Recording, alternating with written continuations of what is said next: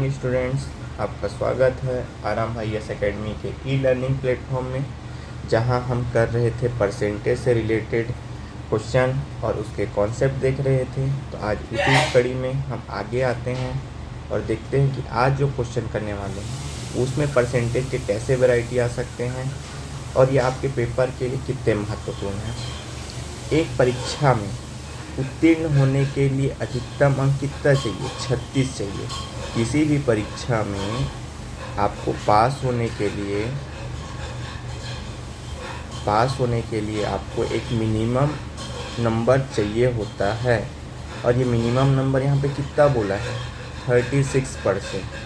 लेकिन जो छात्र है वो 113 अंक तो लाया, लेकिन वो 85 अंकों से अनुत्तीर्ण घोषित किया गया। मतलब उसको 113 नंबर तो ला लिया, लेकिन वो कितना नंबर कम हो गया?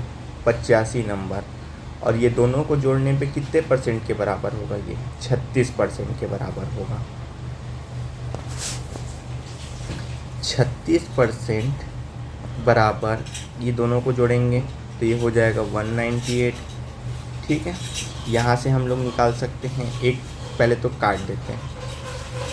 6 छक्का 36, 6 तिया 18, 6 तिया 18, ये आ गया 33।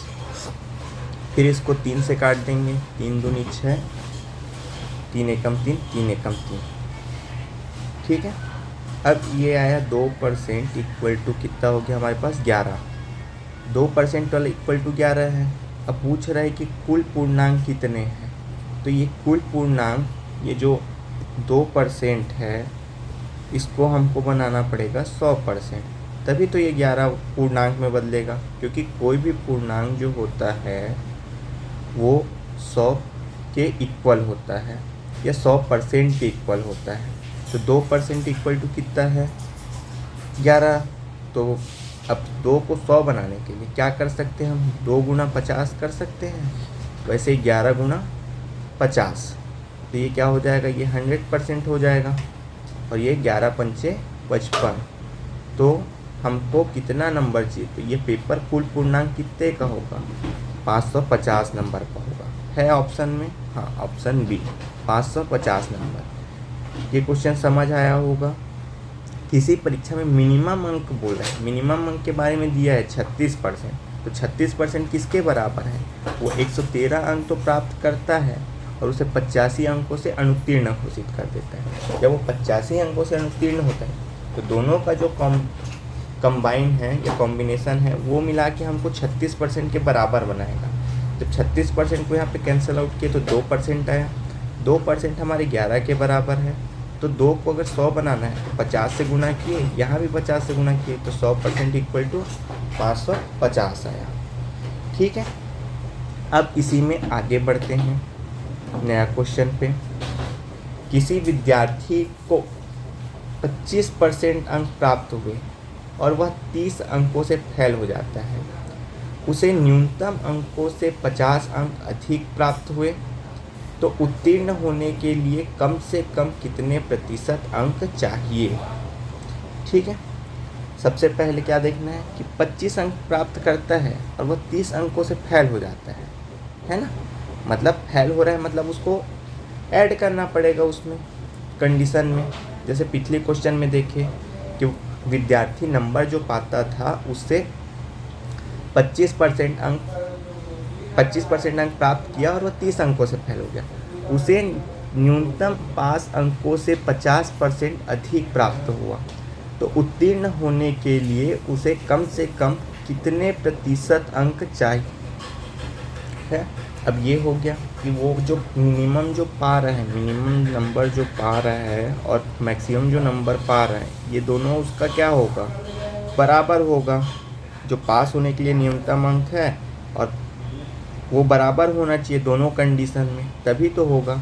अब जैसे हम मान के चलते हैं कि इस क्वेश्चन में मैक्सिमम मार्क्स उसका है x। ठीक है, अब वह x का मैक्सिमम मार्क्स का कितना परसेंट प्राप्त करता है? 25%। और वह कितने अंकों से फेल हो जाता है? 30 अंकों से। और यह किसके बराबर है? वह न्यूनतम पास अंकों से परसेंट अंक प्राप्त करता है। यहाँ पे क्वेश्चन में मिस्टेक है कि वह 30 अंकों से फेल हो जाता है, लेकिन उसे 65% अंक प्राप्त हो तो उसे न्यूनतम पास अंकों से 50 नंबर अधिक प्राप्त होते हैं। तो ये है x का 65% माइनस 50। क्यों? क्योंकि वह न्यूनतम उसको 65% अंक प्राप्त करना था और वह प्राप्त अंकों से कितना 50 नंबर अधिक प्राप्त होते हैं। तो उसे उत्तीर्ण होने के लिए कम से कम कितने प्रतिशत अंक चाहिए, है ना। तो अब देखते हैं। सबसे पहले तो ये 25x हो गया प्लस 30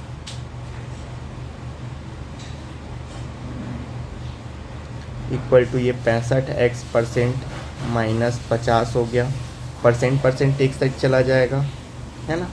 ये 30 plus 50 equal to 65x% minus 25x%। यहाँ से आपका आ गया 80 इक्वल टू 40x%। ठीक है। अब क्या बोलते हैं, x इक्वल टू निकाल लेते हैं। जब परसेंट को जो परसेंट दिया रहता है उसको नॉर्मल में कन्वर्ट करते हैं तो ये क्या हो जाता है, नीचे में 100 से गुना भाग करते हैं। ये x हो गया, 1 0 कैंसल आउट हुआ। ये हो गया आपका 800/4 equal to x equal to आपके पास कितना आ गया 200। ये 200 आपका क्या आया, ये आपका आया मैक्सिमम मार्क्स।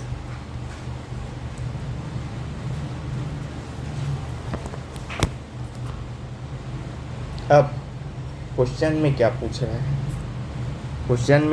रहा है, उस पर थोड़ा सा ध्यान देते हैं कि उसे तो उत्तीर्ण होने के लिए कम से कम कितने प्रतिशत अंक चाहिए। अब यहाँ पे है पास होने के लिए न्यूनतम अंक, है ना। तो x का कितना 25% पाता था प्लस 30 अंकों से फेल हो जाता था वो, तो ये कितना होगा। तो x हमें पता है कि हम निकाल के हैं मैक्सिमम मार्क्स 200 का 25/100 प्लस 30। ये 2 0 गया, ये हो गया 25 दूनी 50 प्लस 30, ये हो गया आपके 80 के बराबर। ठीक है। अब न्यूनतम परसेंट या मिनिमम जो परसेंट है वो कितना होगा 80 कितने में 200 में। परसेंटेज में कन्वर्ट करने के लिए किससे गुना करते हैं 100 से। ये 2 0 गया, ये 2 चौक 8 और 40। तो मिनिमम कितना परसेंट चाहिए 40%। यहाँ क्वेश्चन को वापस से देखते हैं क्योंकि इस क्वेश्चन में थोड़ा सा टाइपिंग मिस्टेक।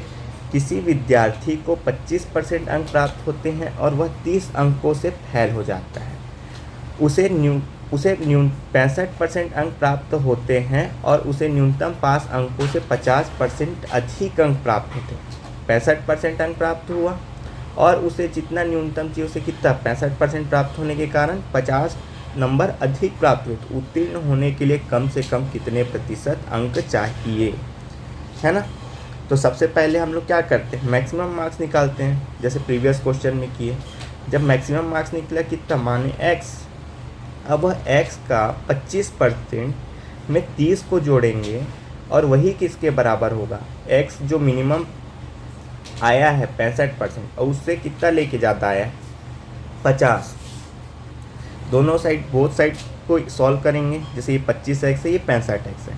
x वाला एक साइड गया और जो नंबर वाला है वो एक साइड आया। दोनों को जोड़े तो यहाँ कितना आ गया 80, यहाँ पे 40x। 80 इक्वल टू 40/100 क्योंकि परसेंटेज हटाए तो नीचे में 100 लगा है। ठीक है। यहाँ से 0 0 कैंसल आउट हुआ। यहाँ पे बचा 800, 10 इससे गुना होकर 800/4। x की वैल्यू कितनी आ गई 200। ये किसको बता रहा है हमारे मैक्सिमम मार्क्स को बता रहा है। अब पास होने के लिए न्यूनतम अंक कितना चाहिए, ये x का 25% प्लस 30 जो क्वेश्चन के स्टार्टिंग में बोला है, तो ये कितना होगा 80 होगा। ये 80 होगा, है ना। 80 हुआ तो 80 200 का कितना परसेंट होगा 40% के बराबर होगा। तो ये हमारा आंसर होगा। ठीक है, अब आते हैं नए क्वेश्चन पे। हीरालाल ने अपनी कुल पूंजी में से अपने कारखाने में 25% भवन निर्माण में लगाया, 40% मशीन पे लगाया, 15% कच्ची वस्तु पर तथा 5% फर्नीचर पर खर्च किए। उसके बाद उसके पास 2,61,000 रुपये शेष बचा। इसकी कुल पूंजी ज्ञात कीजिए। मतलब इसकी कुल पूंजी टोटल कितना था इसके पास ज्ञात करना है। ठीक है, ये जो बचा है ना, ये जो राशि है वो बचा है, बचत राशि है जो 2,61,000 है। तो स्टार्ट करते हैं हम लोग। सबसे पहले कितना परसेंट उसने भवन निर्माण में किया? 25% भवन निर्माण में। फिर सेकंड कितना परसेंट? 40% मशीन में। थर्ड क्या है? 15% कच्ची धातु पर और 5% फर्नीचर पर। तो उसने टोटल कितने परसेंट खर्च किए ये सबको जोड़ देते हैं। 5 दिया 15 का 5, हासिल आया 1, 4 2 6 7 1 8। यानी कि इसने 85% क्या किया? खर्च किया। 85% खर्च किया यानी कि हमारे पास कोई भी अमाउंट होता है वो 100% होता है। 100% में आप अगर 85% खर्च कर देते हो तो आपके पास बचेगा कितना? 15%, है ना। 100 में से अगर आप 85% खर्च कर दिए तो आपके पास कितना बचा? 15%। और जब ये 15% बचा है तो ये 15% किसके बराबर होगा? ये 2,61,000 के बराबर होगा। ठीक है, अब यहाँ से क्या बोलते हैं, हम कैंसल आउट करेंगे तो सबसे पहले क्या होगा? 3 से कटा के देखते हैं। ये 3 से कट सकता है ना, क्योंकि इधर 5 है, इधर 26 है और लास्ट में 0 0 है। तो ये हो गया 3 पंचे 15, 3 अट्ठे 24, 2 बचा, 3 सत्ते 21, यानी कि 87,000 रुपये। ठीक है, अब ये कितना है? 5%। इसको बनाना है अपने को। उसमें पूछा है ना कि कुल पूंजी के बारे में, इसको 100% बनाना है। तो 5 में क्या का गुना कर सकते हैं हम लोग? 20 का गुना कर सकते हैं। वैसे ही 87,000 में इधर भी 20 का गुना करेंगे। ठीक है, तो 2 सत्ते 14 का 4, हासिल आया 1, 2 अट्ठे 16, 1 17 और बाकी ये 4 0। ये हो गया आपका 100%। ठीक है, तो 17,40,000 रुपये यहाँ पे उसकी कुल पूंजी थी। 17,40,000 ये आपका क्या हो जाएगा? आंसर हो जाएगा।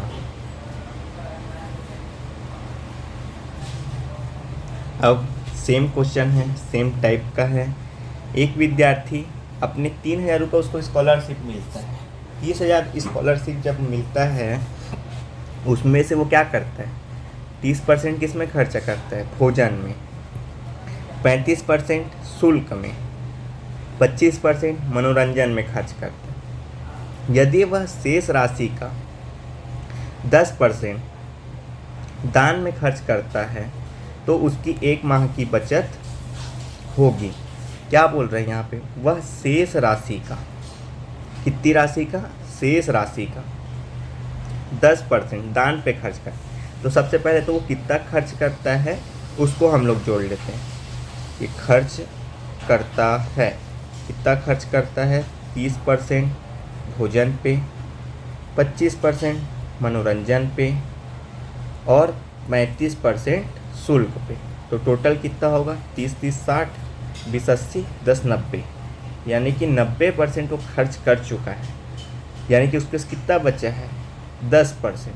और वो भी वो 10% शेष राशि का, मतलब शेष राशि मतलब इस 90% को खर्च करने के बाद 100 में से जो ये 90% को आप खर्च किए तो इससे जो बची राशि है इसका भी 10% वो किस पे खर्च कर रहा है, दान पे खर्च कर रहा है। ठीक है, तो सॉल्व करते हैं। उसके पास टोटल राशि कितनी थी, 3000 थी।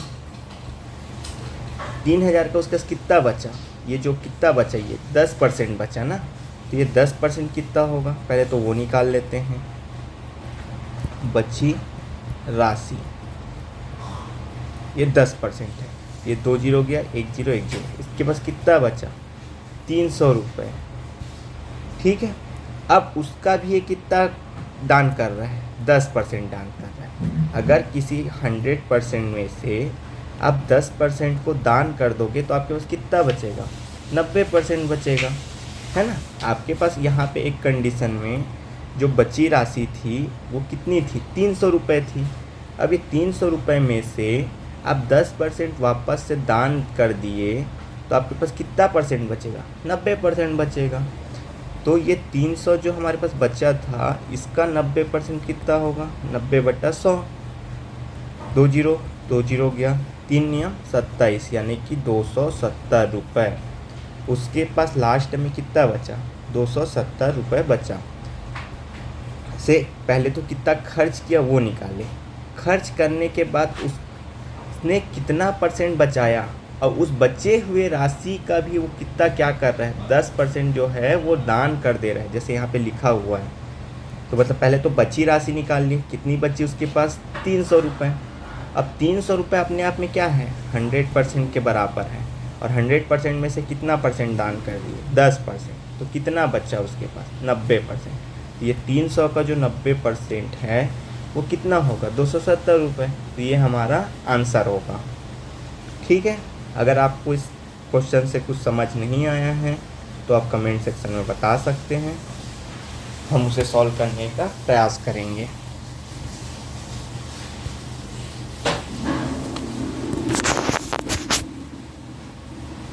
अब क्वेश्चन आता है चुनाव से रिलेटेड। परसेंटेज में चुनाव से रिलेटेड हमेशा क्वेश्चन आता है ना, और ये इस टाइप के क्वेश्चन तो ज़रूर है, आएंगे ही, चाहे आपके आरक्षक के एग्ज़ाम हो, चाहे आमीन पटवारी के एग्ज़ाम हो। आरक्षक में देखने को 1-2 क्वेश्चन परसेंटेज से मिल सकता है, जैसे कि आपको हमने बताया है। क्या बोल रहा है क्वेश्चन, एक उम्मीदवार में, एक चुनाव में 2 उम्मीदवार थे, एक उम्मीदवार कुल डाले गए मतों का कितना परसेंट प्राप्त किया, 30% मत प्राप्त किया। तो जब कोई मतदान हो रहा है, जब यहाँ पे अवैध मत की बात नहीं किया है, तो उस मतदान में कितना परसेंट वोट डाला होगा, 100% वोट डाला होगा, है ना। और इसको कितना मिला, फर्स्ट कैंडिडेट को 30%, तो सेकेंड को कितना मिलेगा, 100 माइनस 30, यानी कि उसको कितना परसेंट वोट मिला होगा, 70% वोट मिला होगा। जब उसको 70% वोट मिला है तो क्या हो रहा है कि तथा वह 16,000 मतों से हार गया, यानी कि जिसको 30% वोट मिला है वो कितने वोटों से हारा है, 16,000 वोटों से हारा है। यानी कि 70% माइनस 70% माइनस जो सेकेंड उम्मीदवार को वोट मिला था 30%, इन दोनों का हार का अंतर कितना है, 16,000। किसी भी चुनाव में आप देखते हैं, आप सुने हैं कि ये आदमी इस फलाने आदमी से इतने वोटों से हार गया, और लास्ट में उनका मत का परसेंट, तो पहले उम्मीदवार को 30% वोट मिला, तो ऑब्वियस ही बात है ना भाई, दूसरे उम्मीदवार को 70% वोट मिलेगा। जब मत अवैध नहीं हुआ है तो हम ये मानेंगे कि पूरा 100% वोटिंग हुई है उस जगह पे। तो पहले वाले को कितना मिला, एक को 70%, दूसरे को 30%। जिसको 30% मिला वो कितने हज़ार वोट से हारा है, 16,000 वोट से। तो इन दोनों के हार का अंतर कितना होगा, 16,000। 40,000 इक्वल टू 40% इक्वल टू 16,000। अब इसको 4 से कटाते हैं, 4 दहा 40, 4 चौक 16, यानी कि 4,000। ठीक है, 10% इक्वल टू 4,000, है ना। यहाँ लास्ट में क्या पूछा है, कुल डाले गए मतों की संख्या कितनी है। अब ये वापस से 10 को 100 बनाएंगे हम लोग, तो 10 से गुना करेंगे, है ना। इधर भी ये 40,000 को 4,000 को 10 से गुना करेंगे, क्योंकि दोनों साइड 10 का गुना करेंगे तब बराबर होगा, नहीं तो ये तो कैंसल आउट हो जाएगा। ये कितना हुआ 100%, ये कितना हुआ 40,000, है ना। तो ये हमारा फाइनल आंसर है कि कुल डाले गए मतों की संख्या कितनी है, तो कुल डाले गए मतों की संख्या 40,000 है। अब ये वापस से चुनाव वाला क्वेश्चन है। किसी चुनाव में 2 उम्मीदवारों ने भाग लिया, डाले गए कुल मतों का 20% अवैध हो गया। पिछले वाले क्वेश्चन में अवैध की बात की गई थी क्या? नहीं की गई थी। इस वाले क्वेश्चन में अवैध मत के बारे में बात किया गया। हाँ, 20% अवैध मत घोषित हो गए। जीतने वाले उम्मीदवार को कुल डाले गए वैध मतों का कितना मिला?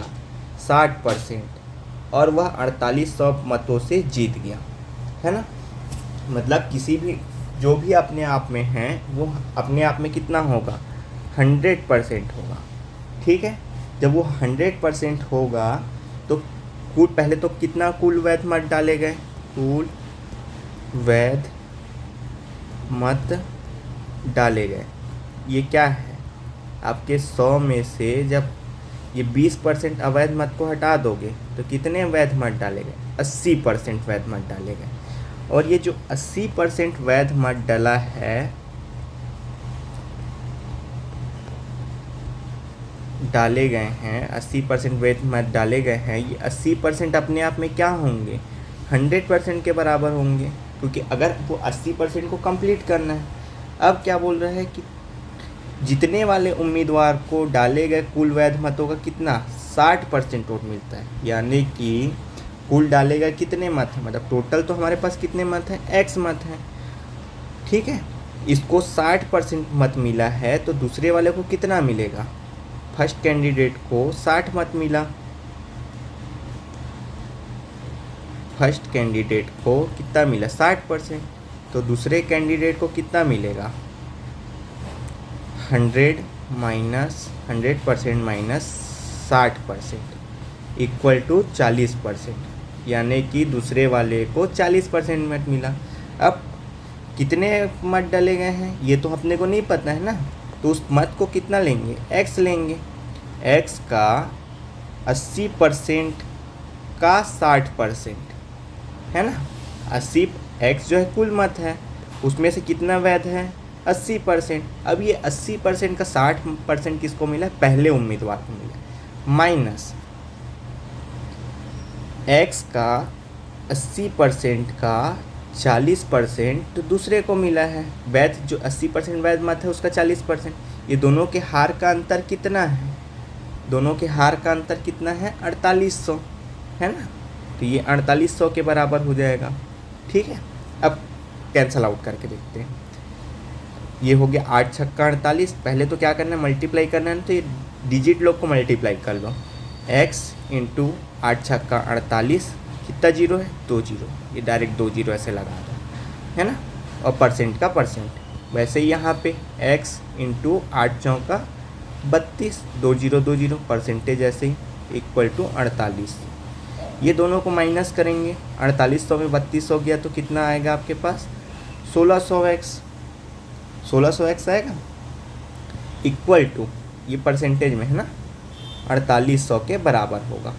सॉरी 4800 है, ये 48,000 नहीं है, ये 4800 है।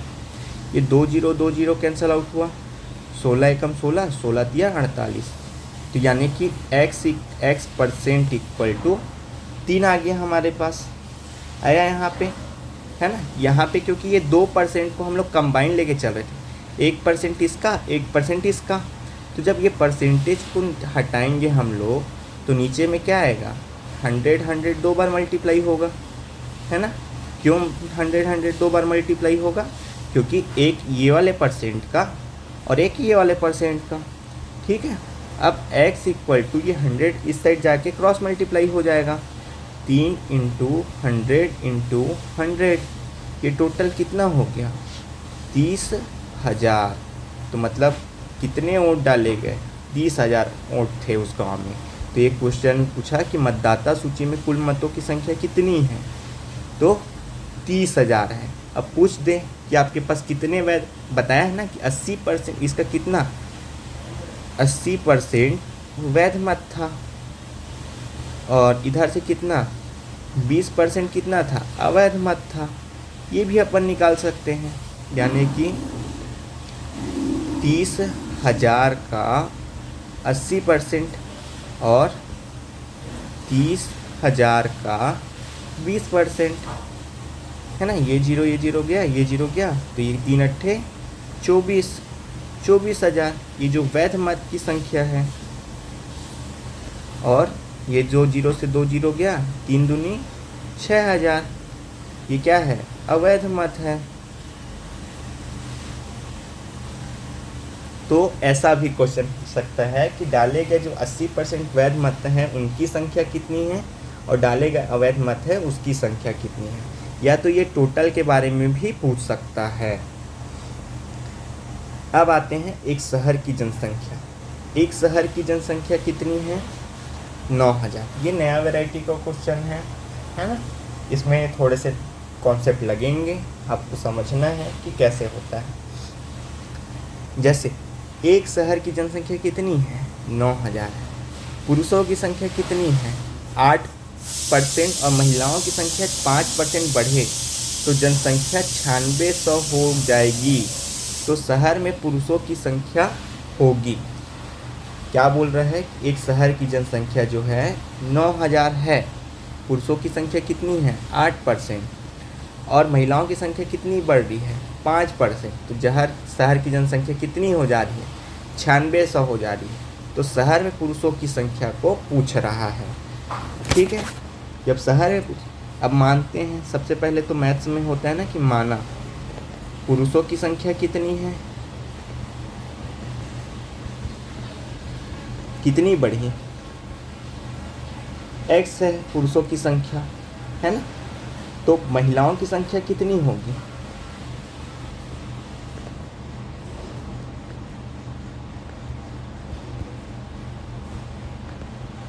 -9,000 -x हो जाएगा, है ना। अब देखते हैं कि पुरुषों की संख्या में और इस दोनों में, मतलब जब एक साल बाद जो जनसंख्या बढ़ी है, ये 9600 है और ये 9,000 है, तो ये कितना बढ़ा है, एक साल में कितना बढ़ा है जनसंख्या, यानी कि 9600 - 600, 9,000 कितना बढ़ा है, 600 बढ़ा है जनसंख्या, ठीक है। अब क्या बोल रहे हैं कि पुरुषों की संख्या 8% बढ़ रही है तथा महिलाओं की संख्या 5% बढ़ी है, और ये टोटल कितना बढ़ा है, 600 बढ़ा है। 600 बढ़ा है, यहाँ से लिखते हैं ये 8x हो गया, 8x% प्लस ये 5 अंदर गया, 5 नियम 45,000 माइनस ये अंदर आया, कितना हो गया ये -5x, ठीक है। 5x% इक्वल टू ये किसके बराबर हो गया, ये 600 के बराबर होगा, क्योंकि ये दोनों का अंतर है ना। अब इसको देखते हैं, ये 8x में से कितना गया, 5x - 8x, ये 8x में से 5x कितना x बचा, 3x% प्लस 45,000 इक्वल टू 600, ठीक है। ये भी परसेंटेज था, है ना। ये परसेंटेज लगाना मैं भूल गया हूँ। अब परसेंटेज को कन्वर्ट कर लेते हैं, परसेंटेज हटाते हैं तो नीचे में क्या करते हैं, 100 से भाग करते हैं। वैसे ही ये 45,000 बटा 100 इक्वल टू 600। ये 100 जो नीचे में एलसीएम लेंगे तो ये इधर चला जाएगा, 3x प्लस 45,000 इक्वल टू 600 गुना 100, ठीक। 3x प्लस 45,000 इक्वल टू 60,000, ये हो गया। अब 3x इक्वल टू ये 60,000 माइनस 45,000 कितना बचेगा, 15,000 बचेगा। 3x equal to x equal to कितना आया, 5,000। तो x क्या है, पुरुषों की संख्या है, तो पुरुषों की संख्या कितनी है, 5,000 है ना। तो पहले कंडीशन के हिसाब से अगर x की वैल्यू निकल गई और वो बढ़ने के बाद ना ये 8% बढ़ने के बाद पुरुषों की संख्या कितनी हुई? 5000 हुई। तो यही क्वेश्चन में पूछा है कि शहर में पुरुषों की संख्या कितनी है। ठीक है, अब इसका एक और मेथड है। एक और मेथड कैसे है उसको देखते हैं, जो सेकेंड मेथड है। टोटल कितना परसेंट चेंज आया, टोटल कितना परसेंट इंक्रीज़ हुआ या कितना परसेंट बढ़ा। तो परसेंट निकालने के लिए क्या करते हैं, जो मैक्सिमम रहता है वो minus minimum upon minimum into 100। यहाँ से कितना आ गया, 600 बढ़ा, जैसा हम देखे हैं पहले से ही। 9000 गुना 100, ये 2020 गया, ये 2020 गया, ये 10 इसके साथ चला गया, है ना। इसको कटाते हैं, 3 दूनी 6 और 3 तिया 9। यहाँ से क्या आया आपके पास, 20/3 आया। अब ये होता है एलिमिनेशन मेथड। एलिमिनेशन मेथड कैसे करते हैं कि हमको पुरुष का पता है, महिला का पता है, और कितना परिवर्तन हुआ है वो पता है ना। पुरुष कितने परसेंट बढ़े, 8%। महिला कितने परसेंट बढ़ी, 5%। ठीक है, टोटल कितना चेंज आया, 20/3% का चेंज आया। अब ये जो 3 है इसको हटाने के लिए हम लोग क्या कर सकते हैं, या तो इसको डायरेक्ट लिख सकते हैं या ऐसा। तो यहाँ से ये आया ऐसा, यहाँ से ये यहाँ लिखेंगे, यहाँ से ये इधर लिखेंगे। ठीक है, तो महिलाओं की संख्या पुरुषों की संख्या कितनी होगी, जो इसके नीचे आएगा वो पुरुषों की संख्या बताएगी। 20/3 माइनस 5%। ठीक है, वैसे ही यहाँ से 8 माइनस 20/3, ये दोनों को जब सॉल्व करते हैं तो ये हो जाएगा 20 माइनस 15/3 अनुपात 24 माइनस 20/3। ठीक, ये आ गया यहाँ से 5/3 अनुपात 4/3। दोनों के बट्टे में 3 है, यानी ये कैंसिल हो जाएगा। तो हमारे पास ये कितना आया, 5/3, 5/4। ये वाला जो 4 है वो ये हमारे पास अनुपात आ गया। अब बोल रहा है कि टोटल पुरुषों की संख्या कितनी है ना, पुरुषों की संख्या कितनी है। तो इसमें क्या है, 5 क्या को डिनोट कर रहा है, 5 पुरुषों को डिनोट कर रहा है, और जो 4 है वो महिलाओं को डिनोट कर रहा है। तो टोटल कितने हैं, 5/9। तो पुरुषों की संख्या 5/9 इंटू 9000। तो 9 ये एक बार में गया, ये 1000, और ये आ गया आपका 5000।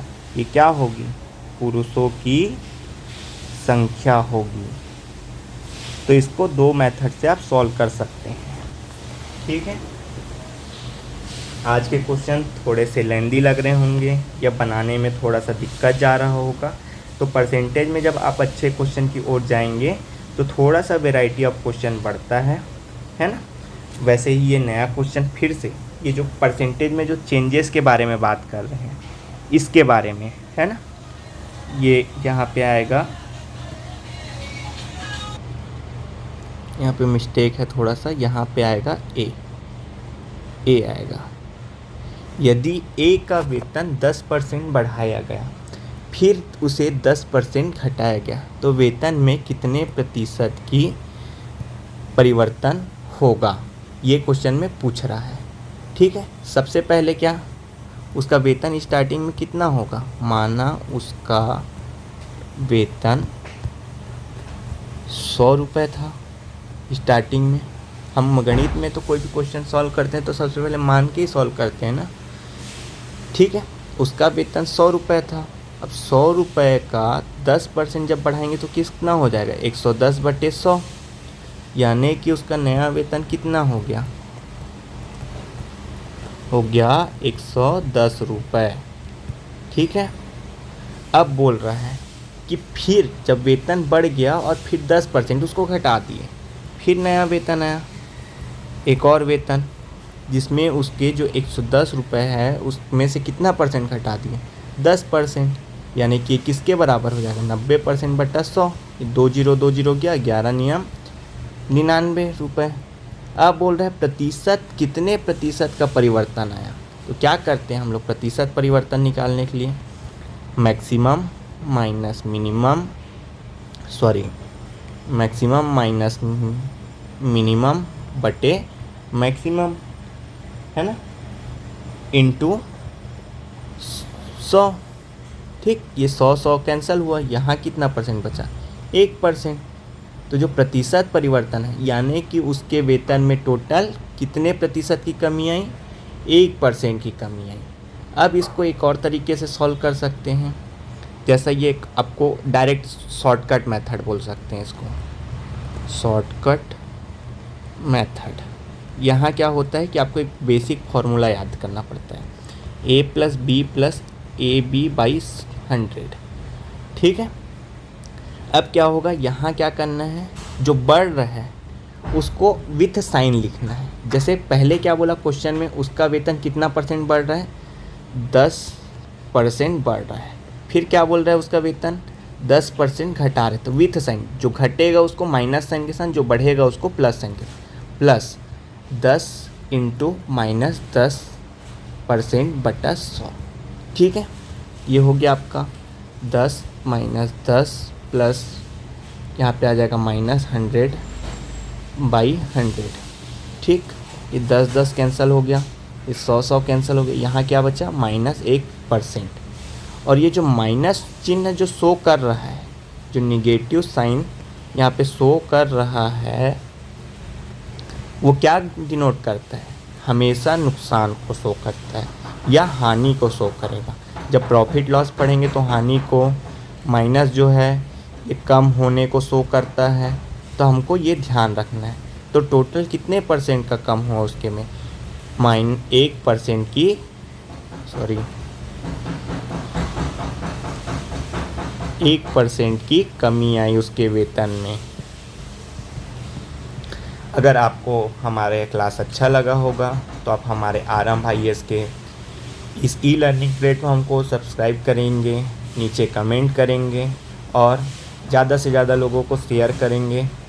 ठीक है, अगर क्वेश्चन ऊपर दिए हुए क्वेश्चन में कुछ डाउट आता है तो उसके बारे में हमें बताएंगे। हमारे नई आमीन पटवारी की बैच व शिक्षक भर्ती की बैच की क्लास जल्द ही प्रारंभ होने वाली है। अगर आपको कोई भी डाउट है या बैच को लेके कोई इंक्वायरी चाहिए तो आप दिए हुए नंबर पे कांटेक्ट कर सकते हैं। धन्यवाद।